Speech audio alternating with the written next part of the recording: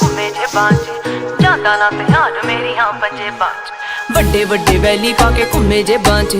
ਜਾਂਦਾ ਨਾ ਧਿਆਨ ਮੇਰੀ ਹਾਂ ਪੰਜੇ ਬਾਂਚ ਕਿਦਾ ਕਿਦਾ ਇੱਥੇ ਰਸ ਮੂੰਹ ਫੜ ਲਾਂ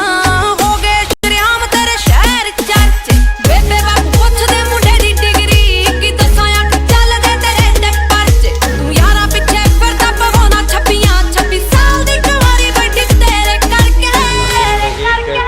हाथ गड्ढा खोद चुके हैं और अभी तक हमारा हलवा वो हाथ में ही नहीं दिख रहा है।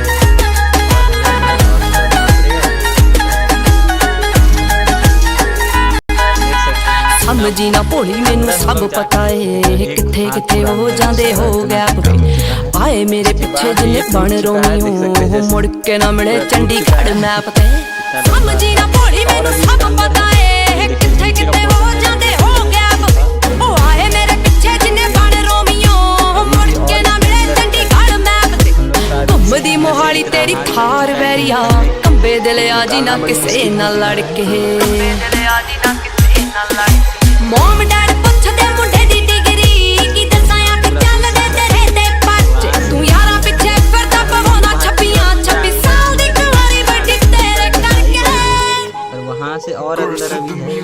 A to Z ਤੇਰੇ ਸਾਰੇ ਯਾਰ ਜੱਟਿਆ ਓ ਜੱਟਾਂ ਵਾਲੇ ਦਿਲ ਜੱਟਾਂ ਵਾਲੀ ਮੱਤਿਆ ਉਹ ਵੈਲੀ ਹੋਇਆ ਮੁੰਡਾ ਜਿੰਨਾ ਦਾ ਸ਼ਿੰਗਾਰਿਆ ਹਾਂ ਉੱਤੋਂ ਲੱਗੀ ਪਹਿਲੀ ਤੇਰੇ ਨਾਲ ਅੱਖਨੀ ਹੋ ਇਦਾਂ ਕਿੱਦਾਂ ਮੇਰਾ ਕੋਈ ਟਾਈਮ ਚੱਕ ਜੂ ਹੋ ਔਨ ਰੋਡ ਲਾਵਾਂ ਉਹਦੀ ਗੱਡੀ ਡੱਕਨੀ ਹੋ ਇਦਾਂ ਕਿੱਦਾਂ ਮੇਰਾ ਕੋਈ ਟਾਈਮ ਚੱਕ ਜੂ ਹੋ ਔਨ ਰੋਡ ਲਾਵਾਂ ਉਹਦੀ ਗੱਡੀ ਡੱਕਨੀ ਪੈਂਦਾ ਪੂਰਾ ਰੋਬ ਪੌਣੇ 6 ਫੁੱਟ ਦੀ ਹੋ ਤੁਰੇ ਜਦੋਂ ਜੱਟ ਤੇਰੇ ਨਾਲ ਨੀ ਭਾਬੀ ਭਾਬੀ ਕਹਿੰਦੇ ਨੀ ਓ ਯਾਰ ਥੱਕਦੇ ਹੋਰ ਤੂਰ ਕਹਿੰਦੇ ਦੱਸ ਕੀ ਭਾਲਦੀ ਹੋ ਮੁੰਡੇ ਉੱਤੇ ਚੱਲਦੀਆਂ ਕਈ ਛੱਬੀਆਂ ਜੱਟ ਨਾਮ ਲਵਾਲੂ ਤੈਨੂੰ 26 ਸਾਲ ਦੀ ਮੁੰਡੇ ਉੱਤੇ ਚੱਲਦੀਆਂ ਕਈ ਛੱਬੀਆਂ ਜੱਟ ਨਾਮ ਲਵਾਲੂ ਤੈਨੂੰ 26 ਸਾਲ ਦੀ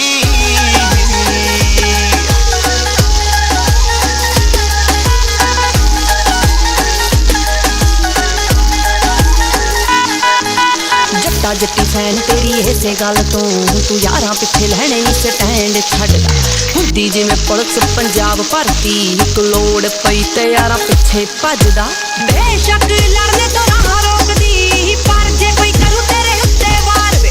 ਰੱਖ ਦੂੰ ਬਚਾ ਉਹਦੀ ਇੱਕ ਪਾੜ ਕੇ ਇੰਨੀ ਗੋਦਾ ਸੀਨੇ ਵਿੱਚ ਰੱਖਾ ਖਾਰ ਵੇ ਜੱਸੀ ਲੋਕਾ ਰਾਹ ਜਪਦੀ ਤੇਰੀ ਦੀਦ ਨੂੰ ਹੈ ਦਿਲ 24/7 ਤਰਸੇ ਪੁੱਛਦੇ ਮੁੰਡੇ ਦੀ ਡਿਗਰੀ ਕੀ ਦੱਸਾਂ ਅੱਖ ਚੱਲਦੇ ਤੇਰੇ ਤੇ ਪਰਚੇ ਤੂੰ ਯਾਰਾਂ ਪਿੱਛੇ ਫਿਰਦਾ ਪਵਾਉਣਾ 26 ਸਾਲ ਦੀ ਕੁਆਰੀ ਬੈਠੀ ਤੇਰੇ ਕਰਕੇ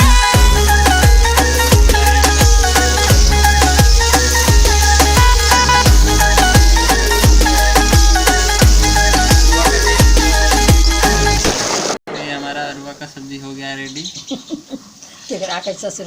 हाँ अगर आपको वीडियो हमारा पसंद आया तो लाइक करें एंड चैनल को सब्सक्राइब करें और बेल आइकन को दबाना ना भूलें। धन्यवाद। ये हमारा सीज चुका है और रेडी हो गया है भुजिया अरवा का भुजिया तेल ऊपर से डाले तेल ढेर लगे देख सकते हैं तेल हम लोग लास्ट में भी तेल डाल रहे तेल इसमें जितना डालते रहिएगा कभी लगेगा ही नहीं ख़त्म हो जाता है तेल इसमें बहुत थोड़ा ज़्यादा लगता है लेकिन इसका टेस्ट अच्छा है शहर में ज़्यादा उपलब्ध नहीं होता है